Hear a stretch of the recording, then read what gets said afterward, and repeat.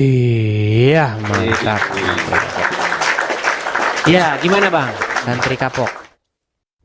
Ya, saya sih nggak mau bahas tentang masalah Yesus. Saya cuman mau tanya tentang tadi sampean bahas sama Atep. Siapa itu Atep siapa? Den Atep.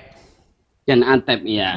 Coba diulangi lagi itu tentang masalah sholat, tentang masalah Al-Fatihah. Kok kamu tadi bahasanya kalau Al-Quran ini sangat menghina sekali bagi kami, khususnya kaum muslim, menganggap kalau ayat Al-Quran ini buatan tangan manusia. Itu dalilnya apa? Baik. Menurut Anda yang menulis Al-Quran manusia, jangan merokok Bang ini. Oh ya, Saya heran loh. Mereka ini setiap orang yang agama Islamnya kuat, setiap orang yang menggebu-gebu membela Islam di detik yang sama dia kuat ngisep rokoknya. ya enggak. Heran saya. Begini, untuk masalah rokok ini di agama kami memang hukumnya makruh. Makruh ini Itu sekedar fikih juga, Bang. Iya, makanya makruh kan kalau dilakukan saya nggak kena dosa, kalau ditinggalkan saya kena Iya, pahala. itu hawa nafsu Anda, Bang. Yang mengatakan itu adalah hawa nafsu Anda. Enggak, kamu kok nggak percaya nih? Oke lah, jangan bahas itu. Kita fokus yang tadi saja, biar kita nggak lari kemana-mana. Gini, Bang Santri kapok. Gini loh. Ya. Anda tadi mengatakan bahwa yang saya katakan itu adalah sebuah penghinaan. Padahal, Menurut saya. oke. Menurut Anda yang menulis Al-Quran itu siapa? Yang menulis memang itu yang menulis kalau kita kembali ke sejarah itu yang pada masa sahabat itu dikumpulkan karena memang khawatir dari beberapa sahabat Nabi. Ditanya yang menulis siapa ini malam. Coba jawab simpel. Apakah yang menulis Jibril, Allah atau manusia? Yang menulis cetak Anis Ya, cetakan itu kan ketika dia dicetak, maksudnya yang menulis Quran pertama kali itu siapa? Yang menulis pertama kali itu para sahabat. Manusia kan? Ya. Ya. Nah, berarti Quran adalah buatan manusia, setuju? Enggak setuju. Yang menulis bingung. Ini dia. Ini dulu. Gimana? Yang saja. Kamu punya dalil enggak apa di Bible apa-apa yang di situ mengatakan kalau Quran ini buatan manusia? Kalau yang menulis, kalau yang menulis memang sahabat. Sahabat manusia enggak? Ya manusia, Nabi manusia, sahabat manusia. Kalau Edis, setan. Nah, kan? Gini, Santri. Kamu kok marah? Saya nggak marah, saya nggak pernah marah.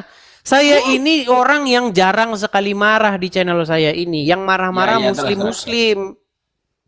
Enggak, ini aku lihat. Begini Santri, pelan-pelan Santri gini. Oke. Kita buka ya, kita buka Al-Fatihah ya. Ya, betul. Kita buka Al-Fatihah. Al-Fatihah dibuka. Aku saja yang kamu jangan baca Al-Fatihah, nanti kamu mu'alaf loh. Saya saja yang baca. Ya, silakan. A'udzubillahi minasyaitonirrajim. Bismillahirrahmanirrahim. Alhamdulillahirabbil alamin. Arrahmanirrahim. Maliki yaumiddin.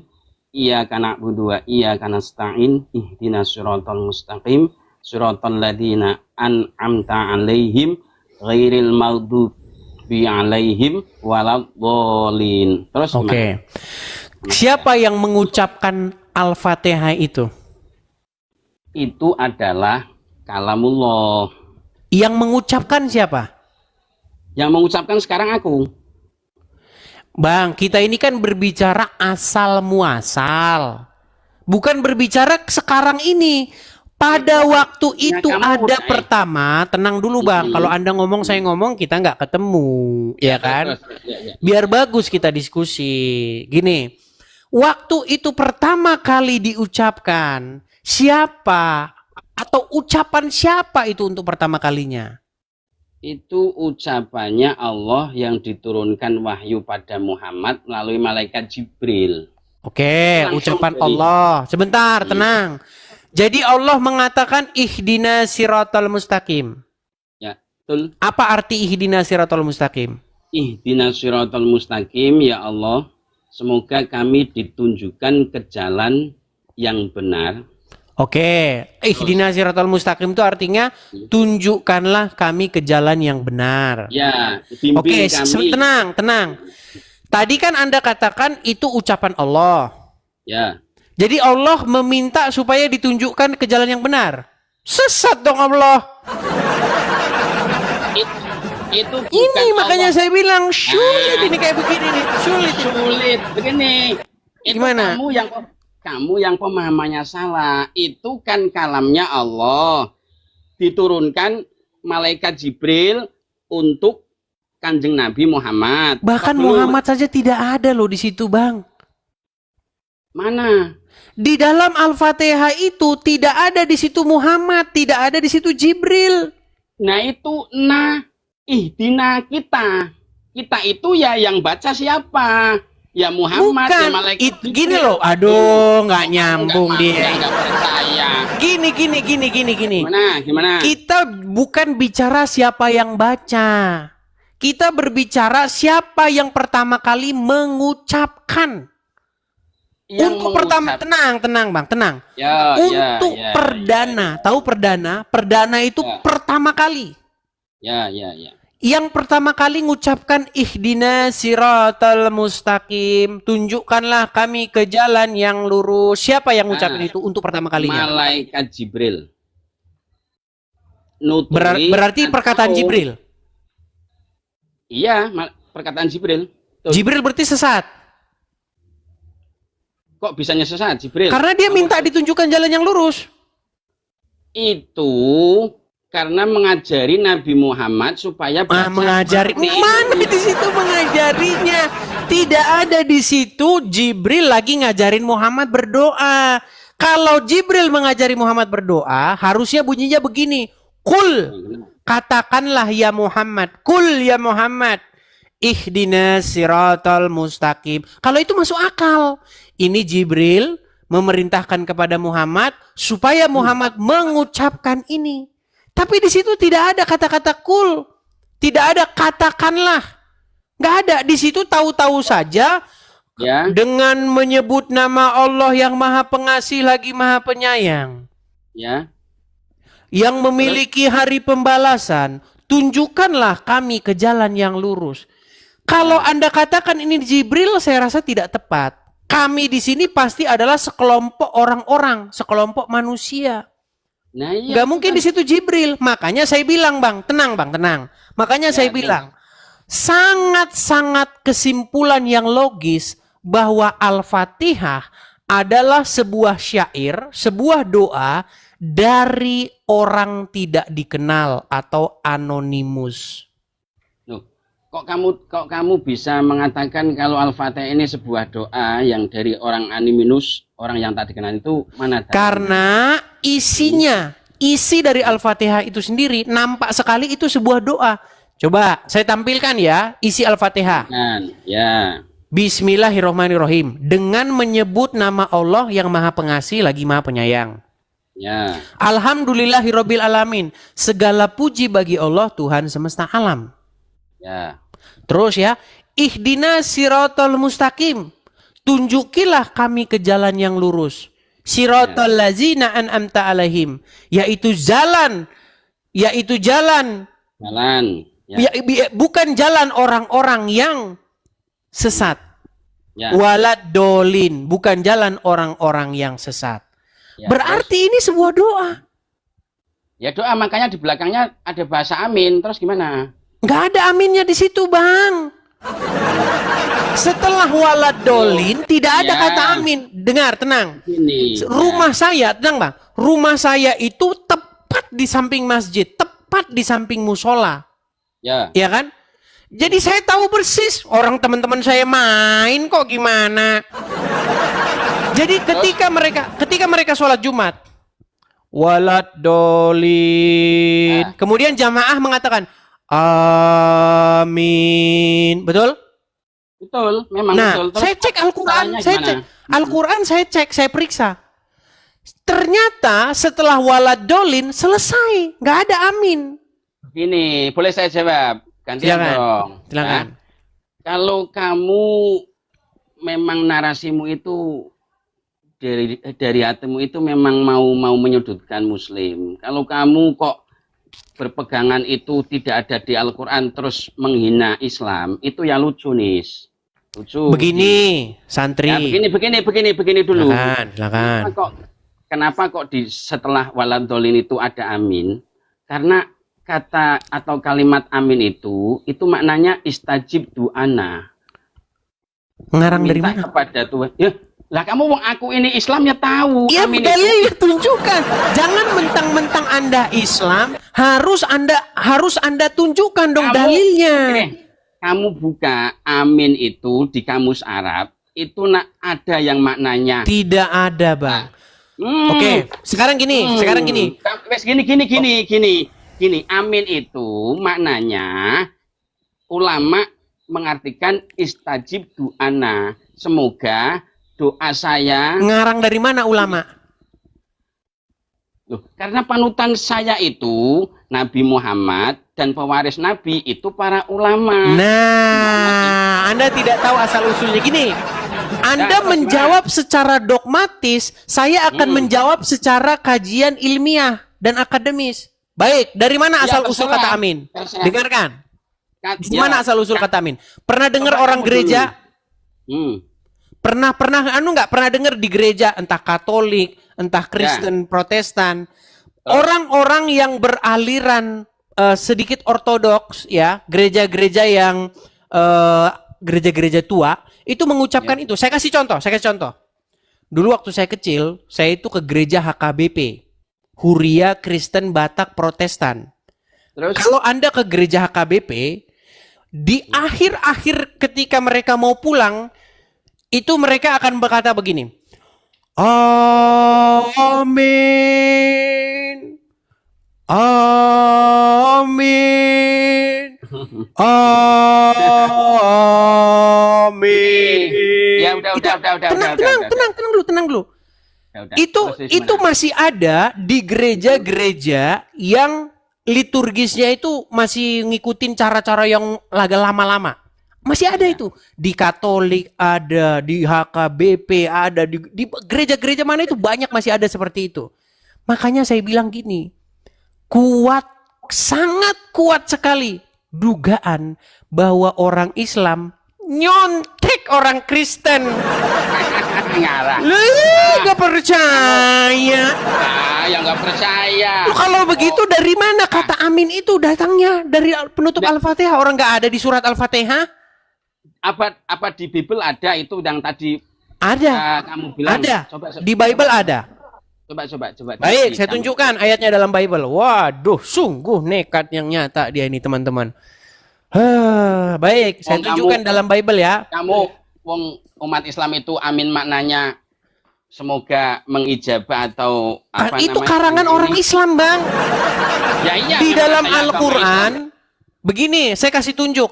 Di dalam Al-Qur'an tidak pernah ada kata amin yang bermakna kabulkanlah doa kami ijab. Nggak ada. Kata amin muncul. Sebentar Bang, satu-satu ngomongnya. Ya, Anda selalu semangat 45. Tidak disertai dengan dari Anda ngomongnya semangat 45 tapi tidak disertai dengan intelektualitas. Intelektual. Semangat tapi semangat boleh, tapi jangan Itu nggak perlu pakai dalil sama intelektual, kamu itu cukup pakai akal saja. Saya sudah tak pikir, ini. Makanya ini saya sudah siapkan Al-Quran.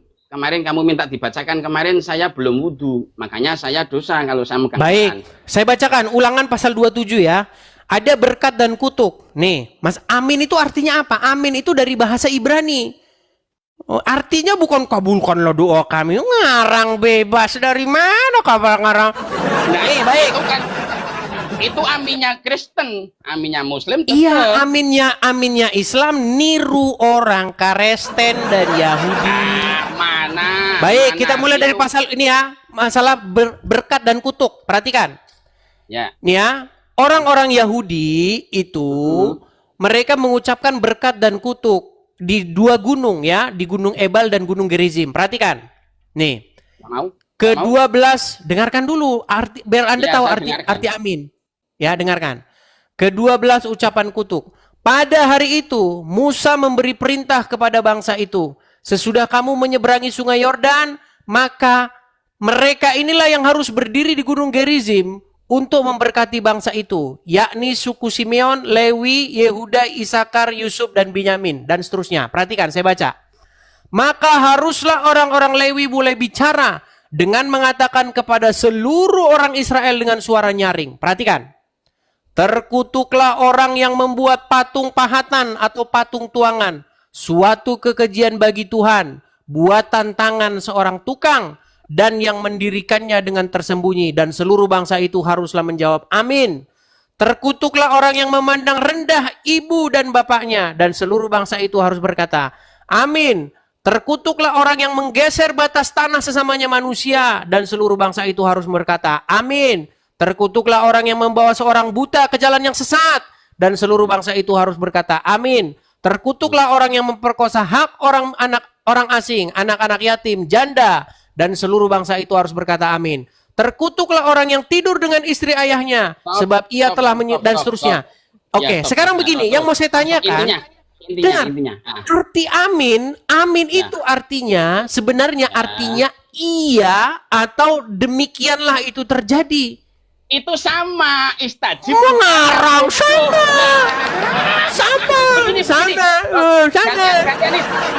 Nekat yang nyata sama dari mana? Nah, kamu. Oke, kalau begitu amin itu bahasa apa? Kalau begitu amin bahasa apa? Gantian, aku yang bicara. Stop. Gantian, aku udah paham. Itu tadi yang kamu baca, itu laknatan atau itu doa, permintaan. Sehingga berkatalah kalian semua amin. Artinya apa? Mengiyakan. Ya. Oke, di mana ada amin dalam Al-Fatihah itu?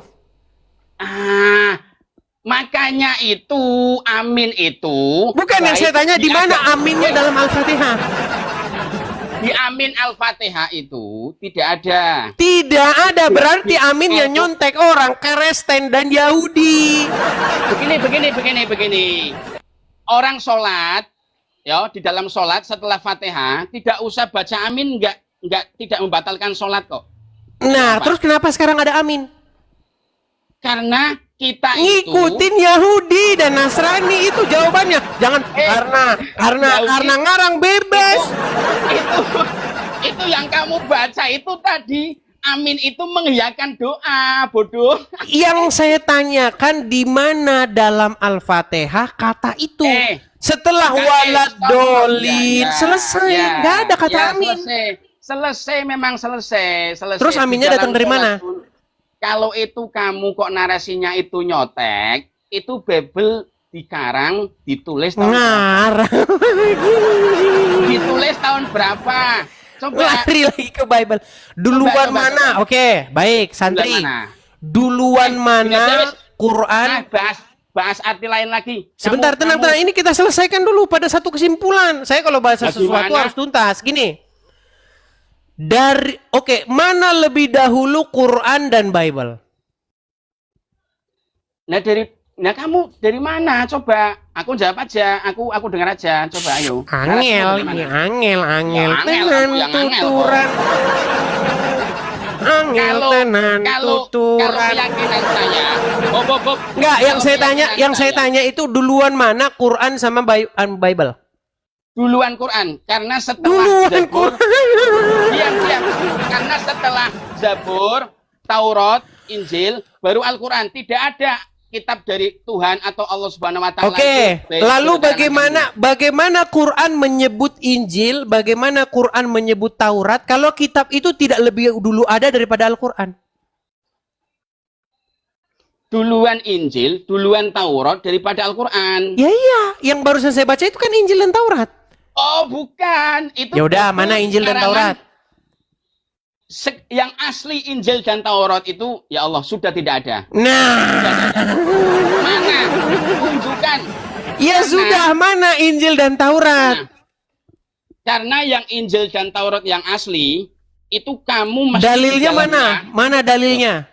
Di dalam Bentar dulu, aku itu kalau ngomong sama kamu tidak perlu dalil. Nanti kalau Tidak memang perlu dalil. dengarkan dulu. Nis, Gimana? dengarkan dulu. Di dalam Zabur, Taurat, Injil, itu di situ itu menerangkan bahwa nanti akhir zaman ada sosok seorang anak yang lahir dan ciri-cirinya begini-begini, yaitu Kanjeng Nabi Muhammad. Kalau di Bible Selamat Anda dikerjain. Loh, Anda mengatakan di dalam Taurat, di dalam Injil ada nanti seorang yang ciri-cirinya seperti Muhammad. Kata siapa? Iya, betul. Kata siapa? Kitab Taurat, Zabur, dan Injil. Mana Taurat, Zabur, yang Injil yang bilang begitu? Makanya kamu cari yang asli. Nanti Kok jadi saya cari yang asli? Nah, itu sama kayak Lia Eden. Kayak Lia Eden ngomong begini, di dalam Al-Quran akan datang seorang nabi perempuan namanya Lia Aminuddin. Tetapi Quran yang asli sudah tidak ada dan sudah dipalsukan. Ya congornya Lia Udin yang ngomong begitu. Itu kalau Anda dengar orang yang menuduh, orang yang menuduh adalah orang yang membuktikan tuduhan itu. Setuju? Kalau menurut Roy Suryo tidak. Kalau menurut Roy Suryo tidak, sama Dr. Tifa. Dengar. Orang yang menuduh adalah orang yang membuktikan tuduhannya. Setuju? Setuju. Kamu harus membuktikan. Anda menuduh bahwa tenang. Anda menuduh bahwasanya di dalam Taurat, di dalam Injil akan datang seorang nabi yang di punggungnya ada tompel. Mana Taurat yang Anda bilang itu mana? Yang di punggungnya. Nah ya makanya kamu cari dulu kitab Taurat yang Injil, nanti saya baca yang asli. Anda yang menuduh kok saya membuktikan, ini aneh Anda ini. Sekarang itu yang Taurat sama Injil, yang Zabur yang asli. Sebentar, tenang. Gini. Saya tahu Anda anaknya Roy Suryo sesuai dengan kakak, betul? Enggak, salah. Ya udah, coba buktikan. Buktikan. Apa? Mana kakak yang ada Roy Suryonya sebagai orang tuamu? Ya memang bukan orang tua saya. Ya Anda harus buktikan, cari kakaknya itu yang ada tulisan Roy Suryo sebagai bapakmu. Nah, kok mau nyari kakak? Nah, seperti itulah tuduhanmu terhadap saya. Masa kamu suruh cari saya Injil dan Taurat yang isinya Muhammad adalah nabi yang kagak ada? Gimana? Masa kamu suruh membuktikan sesuatu yang tidak ada? Begini. Dalam Islam itu, rukun iman itu mempercayai beberapa kitab yang diturunkan Allah kepada Rasulnya. Itu tidak ada, kitab Bible itu tidak ada. Ya sudah, Taurat dan Injil. Oke, di mana Taurat dan Injil yang mengatakan bahwa Nabi Muhammad itu adalah nabi? Ada di Taurat. Aku nggak punya kenanya. Mana Tauratnya? Taurat dan Injilnya mana? Kok jadi saya nyari? Orang gimana sih? Bagaimana Anda menyuruh saya menyari sesuatu yang Anda tuduhkan kepada saya? Harusnya Anda yang menunjukkan. Itu sama saja saya menyuruh Anda mencari kartu keluarga yang Roy Suryo adalah bapakmu. Ya kagak ada, orang memang kagak ada. Kalau Anda dengar, kalau Anda saya suruh dengar santri kapok, kalau Anda saya suruh mencari satu kartu keluarga di mana bapaknya adalah Roy Suryo, anaknya santri kapok, kagak bakal ketemu. Karena memang itu nggak ada. Gimana? Memang kalau Roy Suryo jadi bapakku yang dikakar memang nggak ada. Tapi kalau di Zabur, Taurat, Injil, di situ diterangkan bahwa nanti akan lahir sosok seorang nabi dengan ciri-ciri begini-begini. Bahkan pendeta yang beriman itu banyak sekali. Kamu cari saja ke Yahudi sana yang asli tanya. Ini kata santri kapok. Begini. Orang Yahudi aja nggak ada yang percaya sama Muhammad kok, gimana? Kata siapa? Tidak ada satupun Yahudi yang percaya kepada Muhammad. Itu semuanya percaya. Cuman Edis TV saja yang nggak percaya. Jadi kamu mengatakan bahwa ciri-ciri Nabi gini. Tema lain. Kamu mengatakan ciri-ciri Nabi itu adalah yang ada tompel di punggungnya. Enggak, saya enggak bilang begitu. Oke, jadi ciri-ciri Nabi apa? Ciri-ciri Nabi adalah yang disebutkan di Taurat begini, dalam kitab yang saya baca begini, bahwa nanti ketika Nabi umur sekitar remaja 18 tahun, itu Nabi berdagang membawa dagangannya Dewi Khotijah. Ya. Halo? Begitu dia, halo. Begitu Nabi berdagang ke negara lain, keluar dari Mekah, itu Nabi karena dia lelah, dia istirahat di bawah pohon. Sekarang pohonnya masih ada, masih abadi. Dan di situ tak jauh daripada pohon beringin itu, kalau di Indonesia kayak pohon beringin. Kalau di Yordania benar. Kamu cek aja, Yordania ada pohon yang makin seperti gila beringin. Tak tertolong gitu. Loh, nah, kok kamu bilang aku makin gila? Ini cerita dari apa namanya ini yang ada di Taurat begitu. Itu yang Di Taurat. Ya di Taurat, ya Injil, ya Zabur.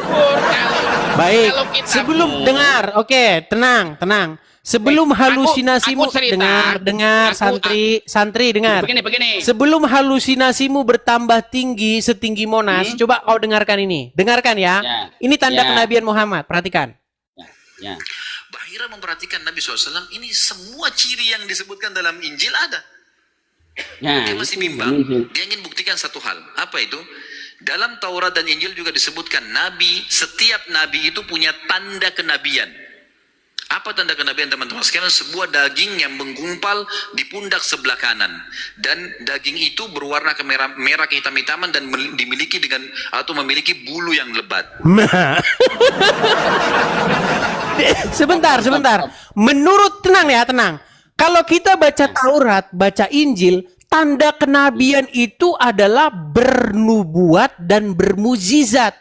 Kalau dia bernubuat, dia ngomong, besok terjadi gini, korban jiwa segini, gempa bumi begini, dan terjadi, itu bernubuat.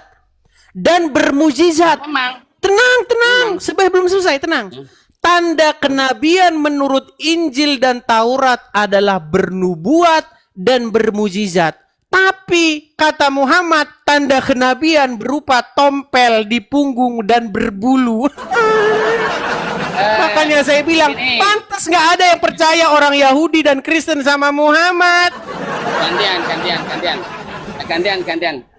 Gantian. Terlepas daripada tadi ceramah dari Ustadz Basalama, itu ada tompelnya begini. Kamu kan tadi kalau benar itu Nabi yang diutus harus ada nubuat, harus ada mukjizat. Nubuat adalah ini saya mengikuti omonganmu saja. Nubuat adalah prediksi Nabi itu akan sesuai. Kamu belum tahu prediksi Nabi itu selalu sesuai. Yang pertama, Nabi memprediksi bahwa cucunya Husain dan Hasan itu mati dalam keadaan tragis. Itu memang Nabi sudah bilang begitu. Bahkan di Fatimah, kitab mana? Makanya saya kalau tak tunjukin kitab, saya dari tadi saja ngomong nggak ada kitab. Karena aku tidak ada di dalam kamu. Quran. Tenang. Anda percaya dengan Al-Quran? Percaya. Oke, apakah menurut Al-Quran Muhammad punya anak? Apa? Menurut Al-Quran Muhammad punya anak nggak? Muhammad sama Quran ini ketika Quran diturunkan kepada Nabi Muhammad, gimana ya? Bagaimana Anda katakan Muhammad memprediksi cucunya, sedangkan menurut Quran dia nggak punya anak? Begini. Tenang. Menurut Al-Quran surat Al-Ahzab ayat 40, makana Muhammadun. Tenang. Surat apa? Surat Al-Ahzab ayat 40.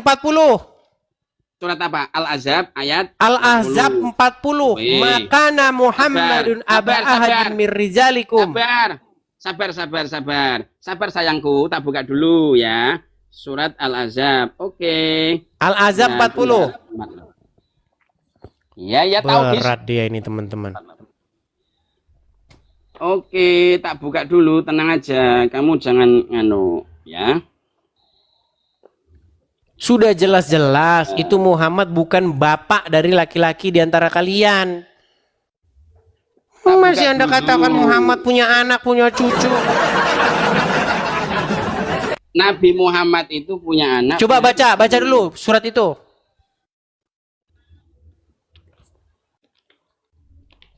Bentar. Makanya untung Roma Irama sekarang sudah pinter. Dia sudah mempertanyakan keabsahan para Habib-Habib sebagai cucu Muhammad. Kalian mau aja dikerjain. Ayat berapa? Ayat Al-Ahzab 40. Ini netizen yang pendukungmu Kristen semua pada pada marah semua. Ayat 40 ya, Dis. Ayat 40 ya. Coba kamu baca. Makana Muhammadun aba ahadin min rijalikum. Sebentar. Bentar. Saya itu soalnya nggak suka pakai Google. Tak buka aja. Nah, kamu sabar. Kalau kamu sabar, ya ditunggu. Biar ini kan ilmiah. Kamu ngajaknya ilmiah. Itu netizen pendukungmu di ngano apa namanya ini. Sabar teman-teman. Kita bersabar. Beri sabar dikit. Kalau susah nyari orang Islam yang waras ya teman-teman. Sabar. Saya juga kalau cari orang Kristen yang agak gila nggak ketemu, baru ketemu tahun ini 2025, yaitu Edis TV. Silakan. Tadi surat apa? Saya lupa. Buset dah. Surat Al-Ahzab ayat 40. Ya sebentar tak cari. Kamu kok yang sabar? Sabar itu disayang Allah. Ada nggak di Bible kayak gitu? 4:18. Sebentar, 4:18. Buka Quran aja setahun, ketahuan sekali Anda buka Quran waktu Idul Fitri doang. Kamu kayak dukun, kayak dukun tebak. Iya, Anda buka Quran aja lama sekali. Surat Al-Ahzab di mana aja nggak tahu. Surat Al-Ahzab itu surat yang ke-33. Ya, ayat 40 Ya, terus. Apa di situ dikatakan? Kamu baca, coba. Makana Muhammadun aba ahadim min rijalikum walakin Rasulullah wa khataman nabiyyin. Coba, bener nggak? Betul. Terus coba baca. Apa? Makana Muhammadun aba ahadim min rijalikum walakin Rasulullah wa khataman nabiyyin. Oke, artinya? Kamu artinya apa? Artinya terus. Muhammad itu bukanlah bapak dari seorang laki-laki pun di antara kalian. Terus? Melainkan dia adalah seorang nabi dan seorang utusan dan penutup para nabi, betul? Nah, betul, penutup para nabi. Oke, dikatakan di situ Muhammad bapak dari siapa? Tidak, Nabi Muhammad itu artinya begini, bapak daripada laki-laki itu maksudnya bukan dia tidak punya anak. Muhammad itu bukanlah bapak dari salah satu laki-laki pun di antara kalian. Artinya dia tidak mungkin punya anak.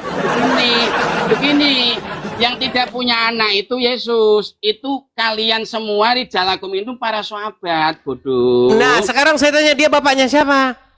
Bapaknya Fatimah. Apa Qasim? Anaknya Nabi Qasim. Sudah dikatakan dia yang laki-laki. Dia bukanlah bapak dari seorang laki-laki pun di antara kalian. Sudah jelas. Kalian itu yang dimaksud para sahabat. Para pengikutnya, pengikut Muhammad, umat muslim. Muhammad itu bukan bapak dari kalian. Lalu bagaimana mungkin Habib A, Habib B, Habib C, Habib D. Muhammad itu adalah bapak kami. Kami adalah cucu Muhammad. Habis kalian dikerjain. Akhirnya kalian nyium sendal. Sendal Rasul. Turunan Nabi mengalir di dalam darah Nabi. Gimana? Makanya saya ini membantu supaya orang-orang Islam cerdas. Jangan sampai kalian mau dikibulin sama orang-orang ngaku cucu Nabi. Begini. Itu sebenarnya yang bodoh itu kamu, Dis. Kamu baca artinya Quran rijalakum ini bukan kok anaknya Muhammad, tapi itu para sahabat. Lalu Nabi menikah sama Khadijah, punya anak yaitu Fatimah Zahra. yang dikawin sama sahabat Ali. Kalau anak yang laki-laki dari Muhammad itu semuanya mati karena nanti apa? Bertentangan dengan arti daripada walakin Rasulullah wa khotaman nabiyyin. Kalau anaknya Muhammad yang laki, Qasim, Abdullah kok tidak dicabut nyawanya, walaupun Nabi sedih, itu nanti akan tidak sesuai dengan sabda Allah. Maka anaknya Nabi mesti akan jadi Nabi. Begitu. Nah saya tanya, Yesus ini nabinya kamu apa bukan? Soalnya setiap nabi itu mesti bapaknya nabi. Jawab. Lari Kok lagi. lari? Itu keterangannya begitu. Oh, Anda tidak tahu bagaimana ceramah-ceramah ustadz-ustadz yang aku Habib mengatakan Coba. dalam setiap ceramahnya, kami Coba, ini ya. turunan Nabi. Betul. Jadi Para turunan habaib Nabi itu tidak akan betul. disentuh api neraka. Oh, belum tentu. Belum tentu kamu Loh, jangan percaya kata sama Muhammad, barang siapa yang di dalam Ya. dirinya mengalir darahku tidak akan Ya. disentuh api neraka. Itu kata Muhammad. Iya. Betul nggak? Begini. Tenang Nabi dulu, Muhammad- sekarang saya mau tanya. Betul tidak, betul.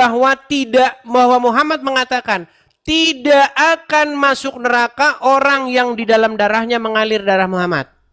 Tidak betul. Kalau dia tetap dosa, tidak tobat, tetap tidak. Bagaimana dengan ceramah Mana buktinya? Mana bagaimana buktinya? dengan ceramah Muhammad ketika ada Ya. seorang yang meminum darahnya? Ya, ini begini. Coba kamu tampilkan hadis itu yang meminum darahnya, minum kencingnya. Coba Baik. kamu tampilkan lagi. Baik, Coba. coba ya nih. Anda percaya Ya. pasti dengan Habib ya? Anda percaya dengan ulama ya? Saya kalau ulama percaya ulama. Baik, saya akan tampilkan. Tapi Tenang, bentar, tenang, bentar. tenang. Aduh, ini Anda Bentar, ngomong saya terus mau ini bilang santri. Sedetik saja. Begini. Kamu tadi kan bilang, kamu percaya nggak sama Habib? Saya jawaban begini. Kalau Habib itu akhlaknya baik dan ilmunya baik. Memang Muhammad nggak perlu akhlak. Muhammad itu yang penting mengucapkan kalimat syahadat masuk surga. Mau mencuri, mau berzina masuk surga. Oh, betul. Nah, ini saya terangkan lagi. Tenang, Saya sebentar dulu gantian ingat. saya dulu. Tenang, gantian saya dulu. Dengar. Silakan, Dis. Lihat nih. Silakan, Dis. Yang ngomong ini adalah seorang ulama besar. Namanya Abdul Somad. Perhatikan. Ya, Perhatikan. betul. Saya perhatikan kalau Saya pernah dengar cerita tentang sahabat yang meminum darah Nabi SAW. Sedangkan dalam Ya, Al-Quran minum darah itu dilarang. ya, betul. Darah itu haram. Ini khususnya. Nama kitabnya Mafahim Yajib an Tusahhah. Ketika Ya. Nabi menyuruh sahabat membuang darah bekas bekam. Hijamah. Ambil darah, pergi buang sana. Begitu dia ke belakang, bukan dibuang ya, diminum ya darah Nabi. Lalu dibilang, yang mana darah? Kau minum. Kata Nabi SAW, orang yang darahnya bercampur dengan darahku, haram disentuh api neraka. Stop. Ya, Stop. ini pernyataan Muhammad. Dengar, dari sini saya akan buktikan Muhammad itu seorang penipu. Perhatikan. Perhatikan. Muhammad berkata, orang yang di dalam darahnya mengalir darah Muhammad tidak akan disentuh api neraka. Tapi di lain pihak, apa kata Muhammad terhadap Fatimah? Apa kata Muhammad pada Fatimah? Ayo coba. Muhammad berkata, ketahuilah wahai Fatimah, aku tidak berkuasa untuk melepaskan kamu dari siksa api neraka. Di satu sisi Muhammad bilang, tidak mungkin yang di dalam darahnya mengalir Muhammad masuk neraka. Di satu sisi dia bilang sama Fatimah, yang di dalam darahnya mengalir darah Muhammad tidak berkuasa bahwa dia akan masuk neraka atau tidak. Udah. Kesimpulannya, Muhammad pastilah seorang tukang bohong. Udah ya. Silakan. Saya jawab ya. Yang pertama, kamu jangan begitu nih. Muhammad ini punya sifat sodik, yaitu tidak berbohong. Terus tentang masalah tadi, hadis yang dari Abdul Somad, memang saya sudah cross check. Ya, tentang masalah minum darahnya Nabi, terus kencingnya Nabi. Kalau keringat itu enggak diminum. Kalau keringat tidak diminum. Itu memang masih perdebatan para ulama. ada yang mengatakan itu setiap apa yang ada pada Nabi Muhammad itu suci, dengan bukti ada yang lain. Ada yang mengatakan ulama ini ulama yang sahih saja. Kalau ulama yang kuat, kalau kencingnya Nabi Muhammad tetap najis. Terbukti setiap kali Nabi BAB atau mau sholat tetap wudhu. Berarti terbukti kalau Nabi itu kencingnya najis dan bersuci. Makanya dalam konteks hadis yang disampaikan oleh Abdul Somad itu terpotong-potong. Ulama mengatakan itu hadis doib. Palsu. Nah, nanti begini. Bohong. Bis. Kasih dong saya waktu untuk Ya, bicara. silakan. Kalau hadis itu bohong, bukan Nabi yang mengatakan, tapi rawinya ini mengada-ngada. Begitu. Kalau hadis doib, hadis yang palsu, itu bukan Nabi yang berkata, bukan, tapi para sahabat dan di bawahnya ini tidak mendengar, tapi dia mengada-ngada. Makanya dalam ilmu hadis nanti di cross check perawinya yang menyampaikan hadis ini siapa, coba dicek. Kalau dia orangnya sering berbohong, sering maksiat, oh ini hadis jangan terlalu terburu-buru dikatakan sahih. Makanya itu hadis itu saya enggak dari kecil saya belum pernah mendengar hadis ada kencingnya. Memang saya enggak pungkiri ini, Dis. Memang lafadznya begitu. Nabi itu bingung malam-malam mau mencari kencingnya itu di mana. Kok ternyata ada budak yang namanya siapa? Baroh atau siapa? Itu bilang syarab tuhu, tak minum Nabi. Oh, nah kok diminum? Ya, kamu kalau sudah diminum, kamu akan selamat dari api neraka. Itu hadis doib. Nah, tentang tadi Nabi yang mengatakan sama Fatimah, itu saya setuju. Memang bahkan anaknya sendiri, Nabi tidak akan bisa menolong kepada Fatimah kalau Fatimah ini punya dosa. Itu tergantung Allah. Kalau Allah. Oke, berarti salah satu diantaranya bohong. Yang bohong perawinya, bukan Nabi. Itu Oke, berarti Anda setuju. Anda setuju bahwa banyak orang berbohong dengan mengatasnamakan Muhammad. Setuju. Bahkan nah, itu berarti tidak menutup kemungkinan Al-Quran dan cerita-cerita tentang Muhammad semuanya bohong. Kalau yang ada di Al-Quran itu tidak bohong. Baik, kita ke Al-Quran kalau begitu. Ya, Oke. Ya, coba. Ya. Menurut Al-Quran dikatakan, ya, Muhammad berkata di dalam Al-Quran, tidaklah yang di... Surat apa? Surat apa, Dis? Baik, dalam surat apa? Anda kemarin sudah mengungkapkannya itu. Dikatakan di dalam Quran bahwa tidaklah yang diucapkannya berdasarkan hawa nafsunya, melainkan apa yang diwahyukan kepadanya. Betul. Oke. Jadi setiap ucapan Muhammad itu adalah wahyu, betul? Bahkan tidak ucapan Muhammad. Sampai Nabi punya istri 9 itu bukan dari hawa nafsu. Tapi dari mukjizat atau... Ya, fokus dulu. Itu surat berapa itu? Surat An-Naml ayat 3 atau berapa? Coba. Ya kamu... Baik, saya bukakan dulu Qurannya. Iya, baik. Aku kan membenarkan daripada kepahaman kamu. Saya nggak perlu menunjukkan ayatnya. Kamu yang baca, nanti kamu mesti salah. Saya yang meluruskan. Begitu, Besti. Baik. Ayo, coba. Baik, kita bukakan ya di dalam Quran surat An-Najm ayat yang keempat. Surat An-Najm. Sebentar. Ya. Tak cari ya. Saya itu kalau baca surat An-Najm ayat yang ketiga dan keempat. An-Najm, sebentar. Sabar ya. Wa ma yantiqu anil hawa in huwa illa wahyu yuha. Ya. Coba. Gimana? Artinya tidaklah yang diucapkannya itu berdasarkan hawa nafsunya, melainkan yang diwahyukan kepadanya. Betul. Itu arti yang sudah sangat betul sekali. Baik. Terus bagaimana? Artinya semua yang diucapkan Muhammad adalah wahyu, betul? Betul sekali. Baik, coba buka Bagaimana? surat At-Tahrim ayat yang pertama sekarang. At-Tahrim ayat yang pertama. At-Tahrim ayat yang pertama. Meninggal koen. Nah. Ya, meninggal dunia apa meninggal apa? At-Tahrim ayat pertama. At-Tahrim ayat yang pertama. Itu bukti Betul. menurut Al-Quran Muhammad seorang penipu. Nah. Baca. Ayo, Baca. silakan. Surat At-Tahrim ayat yang pertama. Ya, bentar. Udah ketemu. 560. 560. 560. Bismillahirrahmanirrahim. A'udzubillahi minasyaitonirrajim. Bismillahirrahmanirrahim. Ya ayyuhal ayat pertama. Ayat yang pertama, At-Tahrim nomor 1. Ya ayuhan nabi. Iya. Ya ayyuhan nabiyyu lima tuharrimu ma ahallallahu lak tabtaghi mardata azwajik wallahu ghafurur rahim. Oke, artinya, Yang kamu artinya baca. wahai nabi, mengapa kamu mengharamkan apa yang dihalalkan Allah?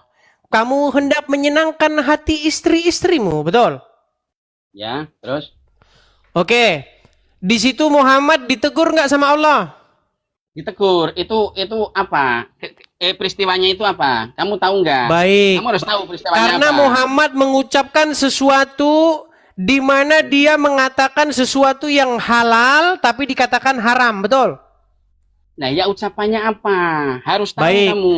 Menurut Jangan menuduh begitu. Baik. Menurut literasi orang Islam itu perkara mengenai, ada yang berkara mengenai istri atau budak perempuan dari Hafsah yang bernama Maria Al-Qibtiyah. Maria Al-Qibtiyah kenapa? Maria Al-Qibtiyah pada waktu itu disetubuhi oleh Muhammad di ranjangnya Hafsah.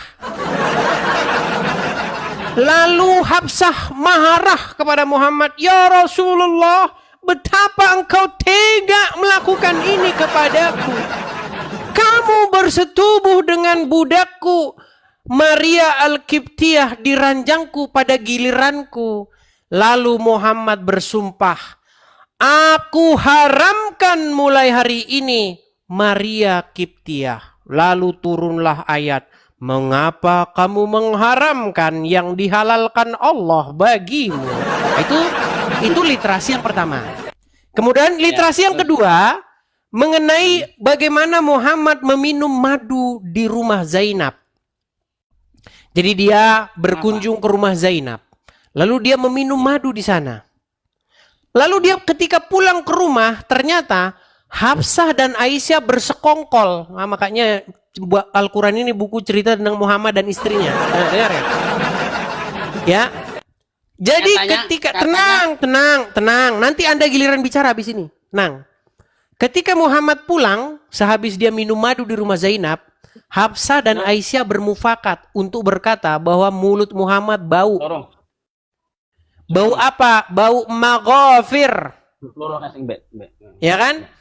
Nah, ketika itu karena Aisyah dan Hafsah bersepakat untuk mengatakan mulut Muhammad bau maghafir, Muhammad berkata, "Demi Allah, saya tidak akan lagi minum madu di rumah Zainab."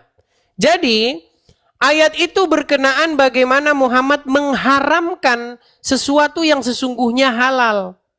Padahal di dalam surat An-Najm ayat 3 dan 4 tadi, tidaklah yang diucapkannya itu berdasarkan hawa nafsunya, melainkan berdasarkan yang diwahyukan kepadanya.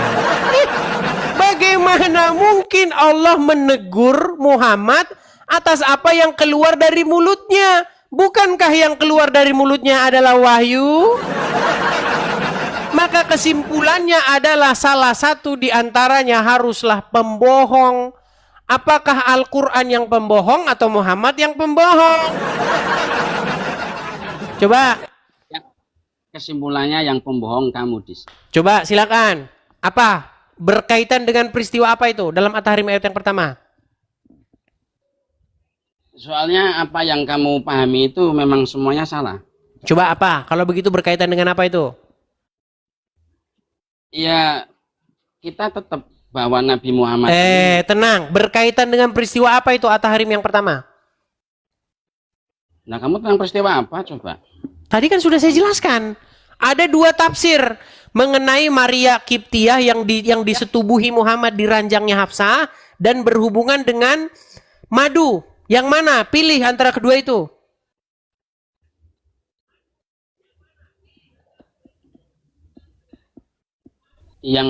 yang perlu dipilih apa berarti? Oke, Anda tidak tahu Al-Quran, Anda di bawah saja. Belajar dulu. Belajar lagi baru datang lagi sini. Santri tapi nggak tahu apa-apa. Itulah teman-teman. Banyak orang Islam tidak tahu isi Al-Quran. Orang yang dibaca aja huruf